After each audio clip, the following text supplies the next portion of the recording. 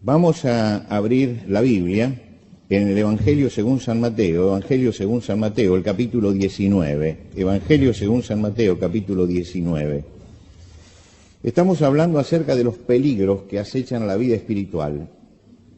Y hablamos el domingo pasado acerca del peligro de cuando se va secando la vida espiritual.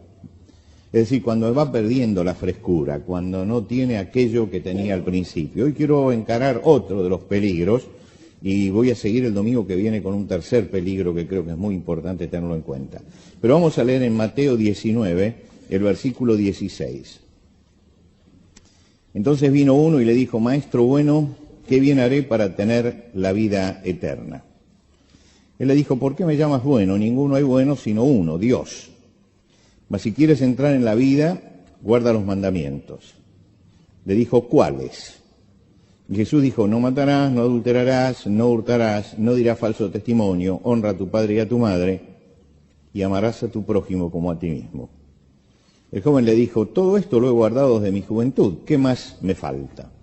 Jesús le dijo: si quieres ser perfecto, anda, vende todo lo que tienes y dalo a los pobres, y tendrás tesoros en el cielo, y ven y sígueme. Oyendo el joven estas palabras se fue triste, porque tenía muchas posesiones. Entonces Jesús dijo a sus discípulos: de cierto os digo que difícilmente entrará un rico en el reino de los cielos. Otra vez os digo que es más fácil pasar un camello por el ojo de una aguja que entrar un rico en el reino de Dios.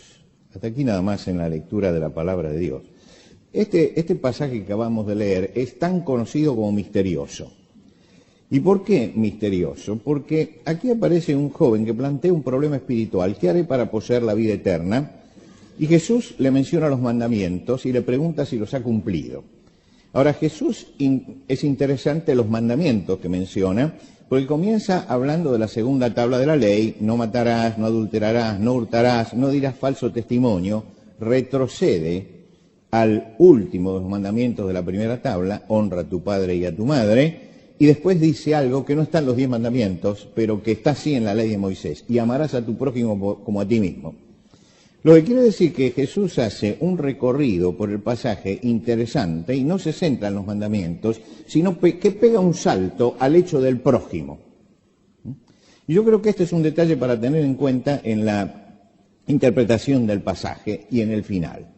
Cuando el joven le dice que todo eso él lo ha cumplido desde su juventud, Jesús le pone una condición para seguirlo. Y la condición es, primero, vende todo lo que tienes y dalo a los pobres. Y segundo, ven y sígueme. Ahora, el joven había dicho que cumplía: amarás a tu prójimo como a ti mismo. Y Jesús le dice: bueno, si lo amás como a ti mismo, entonces agarrá todo lo que tenés y dáselos a ellos. Y el joven se fue triste. Ahora uno se pregunta: ¿por qué Jesús le hace este planteo a él que no se lo hizo a Pedro, ni se lo hizo a Zaqueo, ni se lo hizo a Felipe? ¿Por qué le puso una condición para seguirlo? Es que Jesús está desnudando, está evidenciando un problema espiritual, que es y es un riesgo en la vida espiritual, que es la idolatría. Claro, cuando nosotros oímos la idolatría, inmediatamente nos vamos al Antiguo Testamento. Pero aquí Jesús le ayudó al joven a entender que era un idólatra y que se estaba engañando a sí mismo con esto de cumplir los mandamientos. ¿Qué es la idolatría? Es la adoración o culto que se le rinde a un ídolo, a un falso Dios. Y es el pecado más frecuente del Antiguo Testamento. Había algo que los hebreos le costaba entender, y era el hecho del Dios espiritual. Dios es espíritu. Y cuando dice en el primer mandamiento: no te harás imagen ni ninguna semejanza de cosa, en el segundo mandamiento, ¿no? De cosa que esté arriba. Ellos no entendían el hecho de que si Dios es espiritual, no se lo puede reducir a una figura visible. Indudablemente al hombre le cuesta entender lo espiritual. Yo ayer tuve un profundo diálogo teológico con Simón, nieto menor. Íbamos caminando y me dice: abuelo, ¿cómo puede Dios ver todas las cosas y ver lo que está acá y lo que está allá y lo que pasa y lo que no pasa? Bueno, le digo, porque Dios está en todas partes. Dice: es que se mueve a gran velocidad. ¿no? Es decir, ¿cuál era el problema que tenía? Él no podía entender a alguien que fuera espiritual. Y entonces él lo imaginaba todo corporalmente. Y si Dios está en todas partes, ¿cómo puede hacer? Y debe moverse a gran velocidad. No, tiene que ser eso. Pero esto habla de una falencia humana en cuanto a la comprensión de lo que va más allá de lo que nosotros podemos ver y tocar. Y vemos todo de acuerdo a las dimensiones humanas de tiempo y espacio. No podemos entender la eternidad y no podemos tampoco entender un Dios espiritual. Ahora, a Israel le costaba muchísimo más que lo que le cuesta al hombre común. Y a pesar de ese mandamiento de no te harás imagen, la idolatría era un tema constante en Israel. Usted lee el Antiguo Testamento y siempre está el problema de la idolatría presente. Siempre están allí haciéndose un muñeco y adorándolo. Yo recuerdo que estábamos con Celia en el Museo Judío de la ciudad de Nueva York, que tiene unas cuantas piezas del tiempo del Antiguo Testamento. Y lo que más me asombró ver algunas imágenes de Astarté, la esposa de Baal. Uno piensa, bueno, esta debe haber sido una... No, eran unas figuritas chiquititas de barro, pero muy chiquitas, que no llegaban a los 20 centímetros, mal hechas, ¿no es cierto? Eran todo lo de Astarté. Y uno dice, y este pueblo se prostituía detrás de esta figurita. Es tremendo pensar eso. Que eso, había unas cuantas allí que habían recogido los arqueólogos, que era eso, sin embargo, era la causa de su esclavitud. Se esclavizaban a eso. Y le daban valor a esas figuras y las adoraban y les pedían cosas a esas figuras y creían que en ellas estaba el poder. Esto pasó desde el principio. Terminó Moisés de recibir las tablas de la ley, el pueblo juró que no se iba a hacer imagen y cuando Moisés tardó un poco en el monte Sinaí, lo llamaron a Aarón y le dijeron que hiciera el becerro de oro. En alguna forma iban a representar a Jehová en el becerro de oro. Y Aarón le dice, bueno, aporten el oro necesario, y aportaron todos el oro que se necesitaba, todo lo que habían traído, y al pueblo le dice Aarón, después de fundir y sincerar el becerro, le dice, Israel, estos son tus dioses que te sacaron de la tierra de Egipto. Y ya está usando el plural, estos son tus dioses. No habían jurado los 10 mandamientos días antes, y habían dicho que iban a cumplir esa ley. Y ya la idolatría estaba presente. Y termina Aarón diciendo, mañana haremos una fiesta a Jehová. Fíjense ustedes, estos son tus dioses y vamos a hacer una fiesta a Jehová. Un estado de confusión total era el que tenía el pueblo. Y tiene que venir Moisés y ponerlos en orden. Cuando usted sigue la historia, periódicamente el pueblo caía en la idolatría. Salomón, con toda su sabiduría, quema la última etapa de su vida volviéndose un idólatra. Y era el hombre más sabio de la tierra. Acab, con Jezabel, su esposa, logró destruir prácticamente todo el culto al Señor para otorgárselo a Baal. Y Elías tiene que luchar a brazo partido para volver a establecer el principio del Dios espiritual. Josías tuvo que hacer también una limpieza tremenda porque encontró que hasta en el templo de Salomón habían metido un ídolo. Gedeón, después de libertar al pueblo, hizo un efod allí seguramente de piedras preciosas y de oro y todo eso, como recordación. El pueblo terminó adorándolo. El rey Ezequías tenían guardada la serpiente de metal que Moisés había levantado en el desierto, era un recuerdo histórico, de valor histórico, y tuvo que destruirla. Y tuvo que destruirla porque el pueblo le ponía incienso. Es decir, había una tendencia a la idolatría permanente en el pueblo de Israel, hasta tal punto que muchos estudiosos del Antiguo Testamento se preguntan si alguna vez el pueblo entendió lo que era el monoteísmo y lo que era el Dios espiritual, porque tropezaban siempre. Había una rebeldía contra el principio del Dios espiritual. Isaías es el que mejor describe esto. Usted lee el capítulo 40 y el capítulo 44 del profeta Isaías y se encuentra cómo describe él el asunto de la idolatría. Él dice, por ejemplo, el herrero toma el cincel, calienta el metal al fuego, le da forma a golpe de martillo, dice, pero a pesar de que está haciendo el ídolo, si no come, se queda sin fuerzas.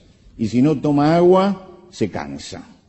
Como diciendo, el ídolo no le suple todas esas cosas. Dice, el carpintero toma las medidas con la regla, traza el dibujo con el lápiz y el compás, y luego lo trabaja con el escoplo y le da forma humana, dice, y entonces le instala en un templo y le rinde culto.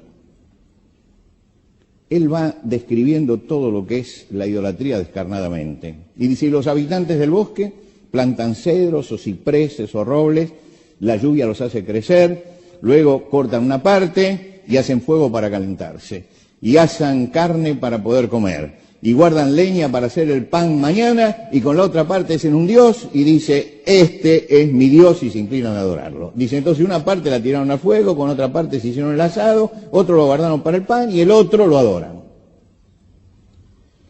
¿Qué conclusión saca Isaías de todo esto? Él dice así, ninguno de los que hacen ídolos vale nada, y para nada sirven los ídolos que ellos tanto estiman. Los que le dan culto son ciegos y estúpidos, y por eso quedarán en ridículo. Isaías describe esto como si fuera una tara espiritual, es decir, una tara de tipo espiritual que tienen, que le trae ceguera, estupidez, necedad. Quiere decir que la idolatría fue tremenda en Israel, impidió que el pueblo avanzara muchas veces porque no la tenían en cuenta. Ahora, cuando uno llega al Nuevo Testamento, no hay idolatría en Israel. Incluso cuando los romanos quisieron colocar algunas estatuas de sus dioses o del emperador, recibieron una oposición tan grande que hicieron retroceder al Imperio Romano. Los romanos pudieron poner su estatua del emperador únicamente en la ciudad de Cesarea, que era la ciudad romana portuaria, que era el gueto que tenían ellos, pero no pudieron poner ninguna estatua en ningún otro lugar, a pesar de que llenaron todo el Mediterráneo de estatuas del César. No lo pudieron hacer. ¿Por qué? Por la resistencia del pueblo. Cuando quisieron poner una estatua en Jerusalén, la gente salió a las calles y se acostó en el camino, cosa que no podían avanzar los romanos porque estaba cubierto con los cuerpos de ellos, y decían, por encima nuestro lo van a poner. Quiere decir que el pueblo se había revertido y había entendido el hecho de que Dios es un Dios espiritual. Ahora uno dice, bueno, se acabó entonces la idolatría. Pero cuando vamos a la carta a los Corintios, el apóstol Pablo dice, por tanto, amados míos, huid de la idolatría. Y usted dice, ¿cómo? ¿Todavía está presente? Cuando Juan escribe su carta, y le está escribiendo a cristianos, pero no está escribiendo a los paganos, está escribiendo a cristianos, Pablo le escribe a los cristianos en Corinto, Juan le escribe a todos los cristianos. Él dice, hijitos, guardaos de los ídolos, y es la última frase de su primera carta. Los cristianos corren también el riesgo de caer en la idolatría. No será armando un muñeco, o diciéndole que es Dios, ni tampoco rindiéndole culto, como hacían los paganos, pero puede haber un sustituto de Dios en nuestra vida. El joven rico no armó ningún ídolo, pero él tenía un ídolo en su corazón, en el cual se apoyaba y en el cual confiaba, y que no estaba dispuesto a renunciar al apoyo que ese ídolo le daba. Por eso Jesús le dice, vende todo lo que tienes y dale a los pobres y me sigues. No, eso no. Mi Dios es este, y yo me estoy rindiendo a Él. Ahora, si es compatible, perfecto, pero si son incompatibles, entonces no. Todo esto lo he guardado en mi juventud, guardaba todos los mandamientos. Pero cuando llega el vende todo lo que tienes, se fue triste porque tenía muchas posesiones. Podemos divinizar y hacer y poner en el lugar de Dios a muchas cosas. Hay gente que vive para el poder y tiene el ídolo del poder. Gente que vive para el placer y su ídolo es el placer. Y no están dispuestos a renunciar ni al poder ni al placer. Hay gente que tiene su ídolo en una ideología determinada y lo toma como si fuera una religión y no encuentra que tenga fisuras y la discute como si fuera la verdad absoluta y confía ciegamente. Y yo digo que cualquiera que entra a un sistema filosófico ideológico y no le ve una fisura, entonces está a punto de caer en la idolatría, porque todo lo que hacen los hombres tiene alguna fisura por algún lado, pero hay un momento en que la mente se enceguece y dice, esta es la verdad absoluta. Yo digo, mire, la única verdad absoluta es la palabra de Dios. Esta es verdad absoluta, porque es Dios el que habla. Después nadie tiene una verdad absoluta para transmitir. La verdad absoluta es lo que Dios ha dicho. El joven rico era un idólatra y no se había dado cuenta. Jesús hace que él reaccione y en ese momento se dé cuenta que él tenía puesta su confianza, afirmaba su seguridad, aseguraba su porvenir en eso. Lo que más valioso que poseía era eso, era su Dios, hasta tal punto que Jesús le dice, bueno, déjalo y sígueme. Y él dice, no, estoy aferrado al Dios que yo tengo. Y así como su ídolo era un ídolo insensible, él también era insensible y se situaba fuera de la realidad. El ídolo insensible produce lo mismo, el mismo efecto en el que lo adora. El joven que lo adoraba se había vuelto insensible a lo espiritual, no veía lo espiritual, no veía lo espiritual. ¿Se acuerdan ustedes la parábola que dijo Jesús del rico necio? El rico había hecho una cosecha maravillosa, le había sobrado.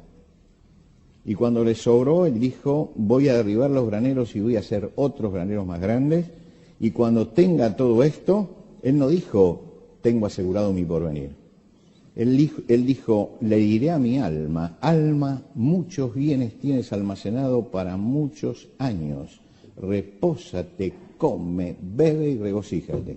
Mira la confusión espiritual que tiene. Está hablando del alma, no del cuerpo, está hablando del alma. Y le dice al alma que tiene bienes acumulados para muchos años. Y le dice al alma que tiene que reposar. ¿En qué tiene que reposar? En lo que tiene. ¿En qué tiene que reposar? En el placer que eso le da. Había hecho del dinero su ídolo y ya no veía lo espiritual ni entendía lo espiritual, porque no entendía a su alma como algo espiritual. Él creía que comer y beber le daba satisfacción al alma. Y el comer y beber satisface las necesidades del cuerpo, pero no satisface las necesidades del alma. Pero entró en un estado de confusión. Isaías, ¿qué hubiera dicho? Hubiera dicho que este rico tenía una tara espiritual, porque no alcanzaba a ver lo espiritual en el hombre. Él creía que todo era material. Nuestra sociedad es una sociedad que promueve la idolatría. Cuando una persona, cuando una ideología, cuando un deportista, cuando un artista se le empieza a otorgar poder absoluto, se le rinde obediencia, se lo copia, se lo imita, confiamos en su sabiduría y le rendimos culto, estamos cayendo en la idolatría. No importa que sea un político, que sea un artista, que sea un deportista, lo estamos haciendo un ídolo. Cuando tu felicidad y mi felicidad depende de que mi ídolo deportivo gane una carrera o que mi equipo favorito gane un triunfo y eso me hace feliz o me hace infeliz, tengo que tener cuidado porque mis sentimientos están puestos en el lugar donde no deben estar. Porque estoy confundiendo los sentimientos. Cuando yo me siento mal porque ganó o perdió, entonces, o me pongo de mal humor, yo veía las fotos de la última elección en los Estados Unidos, de los perdedores, y había gente allí que allí lloraba como si se le hubiera muerto la madre. Uno dice, no se puede deificar así una idea, una persona. Esto atenta contra la integridad espiritual de las personas. Hay que entender la dimensión de las cosas. En definitiva, lo que se cambió es un rumbo político y nada más. Pero no podemos tener estos dioses. Y estos dioses están en todas partes y nosotros mismos usamos ese término, decimos es una diva. ¿Qué quiere decir diva? Diva quiere decir diosa, es diosa. Estamos diciendo es una diosa. Estamos diciendo es un ídolo popular, es un ídolo, lo estamos admitiendo, hay que tener cuidado con los ídolos populares. En nuestro país es tremendo esto, porque aquí se adora desde el Gauchito Gil hasta Gilda. Y yo les conté una vez que vi a un señor rogándole a la estatua de Gardel que está en la esquina de la biblioteca, que me decían, pasa todos los días, se inclina, hace su oración y sigue. Es decir, cualquier cosa parecería que le estamos dando autoridad espiritual, moral, emocional sobre nuestra vida. Y este es un riesgo para la vida espiritual de la persona. ¿Cuántas veces esto nos empieza a alejar de Dios y nos insensibiliza frente a las cosas espirituales? El Dios de cada persona es aquello en lo que la persona confía, en lo que la persona se apoya, lo que le da seguridad, lo que cree que le da felicidad. Eso a lo que entrega sus fuerzas, ese es su ídolo, ese es su ídolo. Porque está desplazando a Dios, porque la confianza tiene que estar puesta en Dios, no en ninguna cosa de abajo. Porque nos tenemos que apoyar en Dios y no en las cosas de abajo. Porque tenemos que entregar nuestras fuerzas a Dios y no a las cosas de abajo. Y cuando empezamos a inclinarnos frente a ciertas cosas y las respetamos y las reverenciamos, este es nuestro Dios, es nuestro Dios. Y este es el objeto de la adoración. Y de los ídolos exigimos después cosas. Fíjense ustedes, se le exige a Messi que sea infalible, y cuando no, hay que matarlo. Es un ídolo popular. Y la gente lo sigue, hasta que un día fracasa, y entonces lo golpea y se busca otro ídolo, y empieza a ensalzar a otro ídolo. Esta idolatría está metida en la raíz de nuestra sociedad.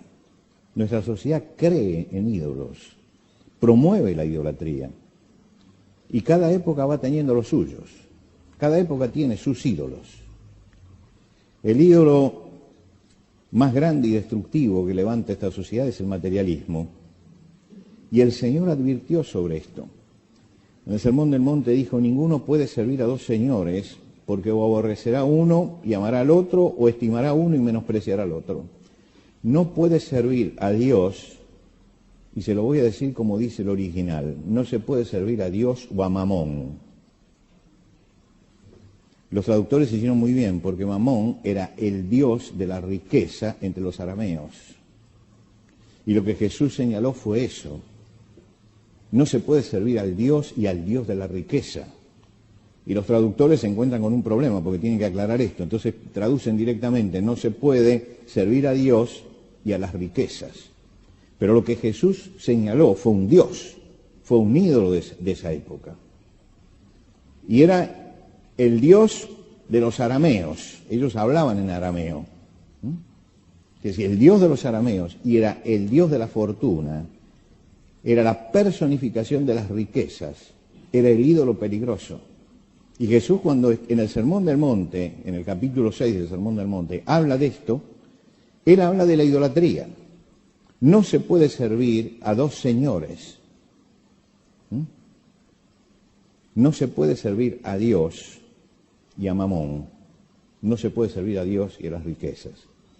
El apóstol Pablo, cuando escribe a los Colosenses, dice que uno tiene que hacer morir en uno lo terrenal, la fornicación, la impureza, las pasiones desordenadas, los malos deseos y la avaricia, que es idolatría, dice él.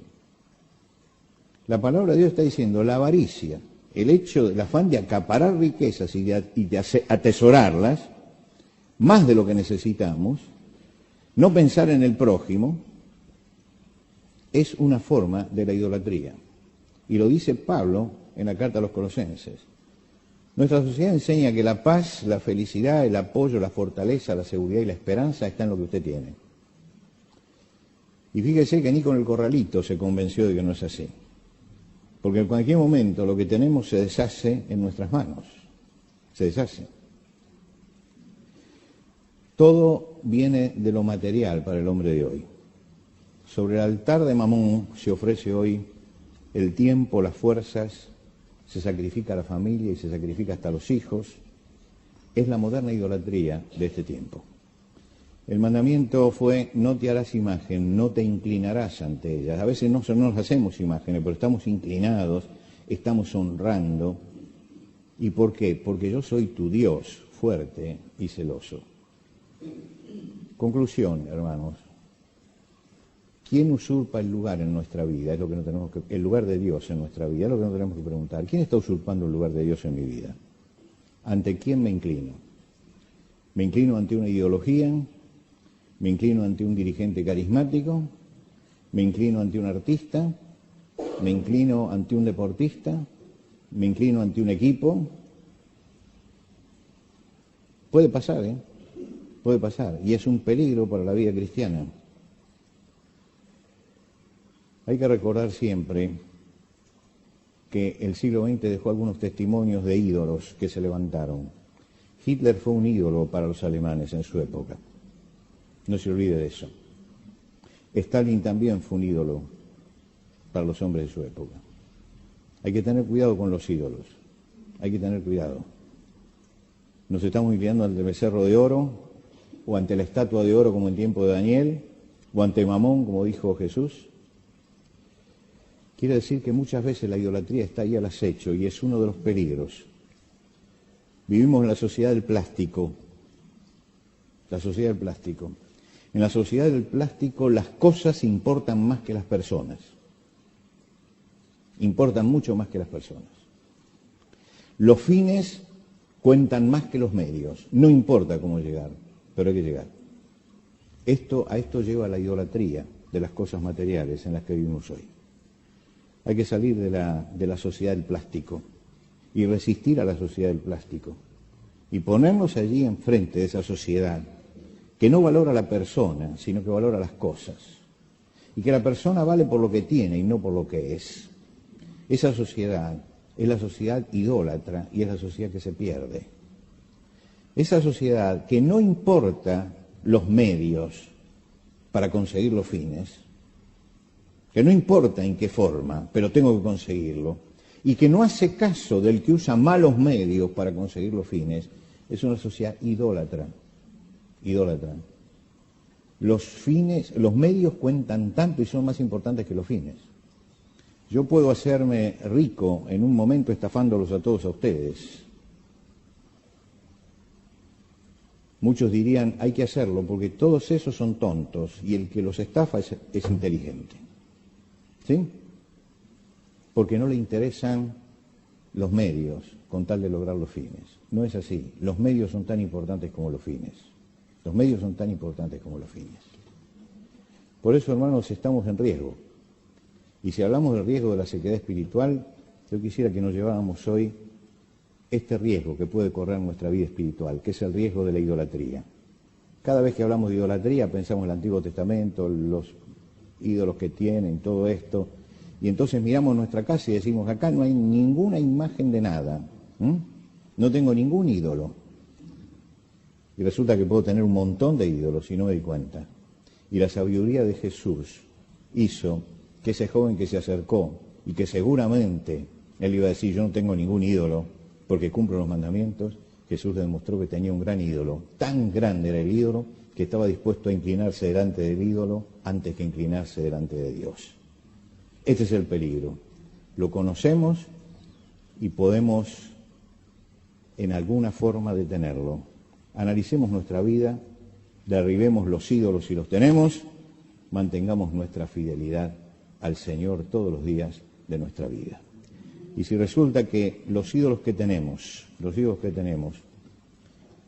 son tan importantes para nosotros que no lo podemos sacar, recurramos al Señor en oración para que Dios sea el que saque eso de nuestra vida.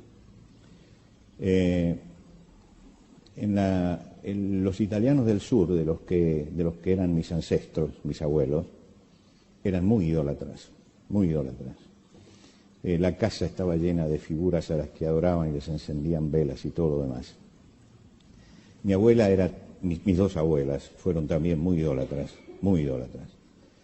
Y mi abuela contaba que cuando ella llegó al Señor, sacó todo eso porque se dio cuenta que ella tenía que rogarle a Dios directamente porque Dios la escuchaba.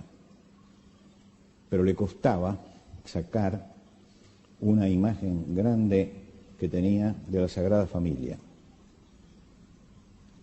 Y entonces llamó al pastor de la iglesia Y le dijo, mire, yo no la adoro, pero lo tengo allí. Dice, antes sí la adoraba, pero ahora no, ahora ya sé que tengo que adorar a Dios, pero no la puedo sacar. Y no la puedo sacar porque es un recuerdo familiar que lo habían traído de Europa. Entonces lo tenían puesto allí. Y ella quería bautizarse, pero no sabía qué hacer con eso. Y el pastor, con mucha sabiduría, le dijo, usted bautícese tranquila, no hay ningún problema. Cuando Dios quiera lo va a sacar. Y fue y se bautizó.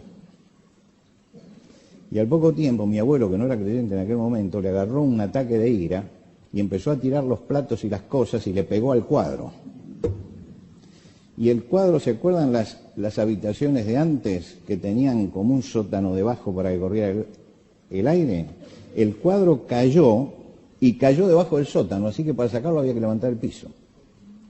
Y mi abuela me decía, el último de los ídolos que tuve está acá debajo. Dios lo puso allí. Así que si alguien va a esa casa y lo levanta, se va a encontrar con que el ídolo estaba allí. Ella no lo había podido sacar, pero Dios sí lo pudo sacar. Dios puede sacar todos los ídolos de nuestra vida. Nos vamos a poner de pie. Señor, te damos gracias porque tú eres el Dios eterno, espiritual, verdadero, el que nos convocas a no rebajar tu imagen, la imagen espiritual que tenemos que tener de ti, haciendo una figura material. Te damos gracias, Padre, porque nuestra confianza y nuestra fe está puesta en ti. Y te damos gracias también porque tú te has revelado y has venido hasta nosotros en Cristo Jesús. Y nos has enseñado que no debemos tener la confianza puesta más que en Jesús. Maldito el hombre que confía en otro hombre y que lo busca como su apoyo. Señor, sabemos que tú eres el único Dios y el que puede sostener nuestra vida. Y en ti, Señor, nos apoyamos y en ti, Señor, confiamos. Y esta mañana te rogamos que salgamos con el sano propósito espiritual de analizar nuestra vida para sacar si hubiera ídolos, pero también para estar atentos, para que de ninguna manera el avance del mal que nos rodea nos lleve a nosotros a disminuir la importancia y la dimensión tuya para otorgarle poder y confianza a lo que no viene de ti. Señor, esta mañana te agradecemos porque hemos podido estar en este lugar. Sabemos que muchos hermanos no han podido venir. Algunos de ellos tienen grandes dificultades para poder llegar un día de lluvia. Te rogamos que ellos también tengan el sostén tuyo y el consuelo tuyo en esta hora. Señor, al despedirnos te pedimos que esta semana podamos en todo honrar tu nombre. Miramos para atrás todo lo que sucedió ayer y te damos gracias, Señor, porque realmente ha sido una hora del Espíritu Santo importante para la Iglesia. Y te rogamos, Señor, que en el futuro podamos seguir redoblando las fuerzas para seguir adelante.